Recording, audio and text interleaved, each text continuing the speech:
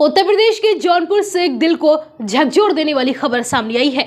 यहाँ एक बेरहम पिता ने 10 रुपए मांगने पर अपनी 10 साल की बेटी को बेरहमी से मार डाला। बुधवार को बच्ची उसके साथ ननिहाल में एक शादी समारोह में शामिल होने के लिए आई थी और इस दौरान बच्ची पिता से 10 रुपए मांगने लगी, मगर उसके पास सिर्फ किराए के ही रुपए थे, इसलिए बेटी को रुपए देने से मना कर दिया। मगर बेटी बार बार जिद कर रही थी।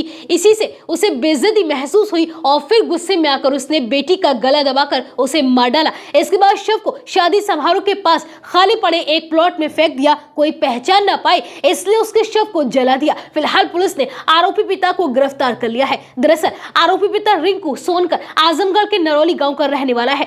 बुधवार को उसकी साली की शादी थी। उसी दिन ही रिंकू अपनी पत्नी मधु और बेटी रागिनी के साथ खानापुर अकबर गांव में स्थित अपनी ससुराल पहुंचा था। रिंकू ने पुलिस को बताया, मैं मजदूरी करता हूं, किसी तरह से परिवार का गुजारा होता है। ससुराल की शादी में आने के बाद मेरे पास बस उतने ही पैसे बचे थे कि जिससे मैं आजमगढ़ वापस लौट सकता था।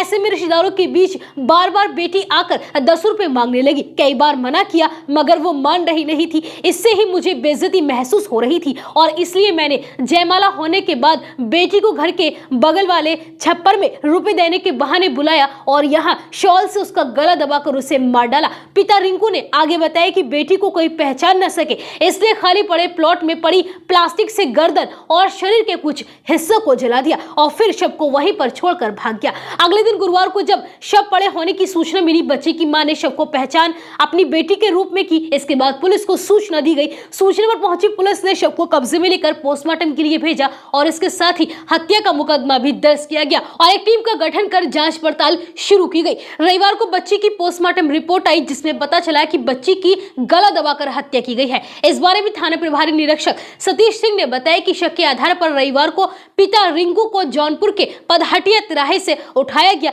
इसके बाद थाने लेकर उससे पूछताछ की गई। वह पहले अपने बयानों को बार बार बदलता रहा जिस पर हम लोगों को और भी ज्यादा गहरा शक हो गया। इसके बाद उससे सख्ती से पूछताछ की गई तो उसने अपना जुर्म कबूल कर लिया। उसकी निशानदेही पर घटना में इस्तेमाल शॉल और शर्ट को बरामद कर लिया गया है और फिलहाल आरोपी पिता को जेल भेज दिया गया है।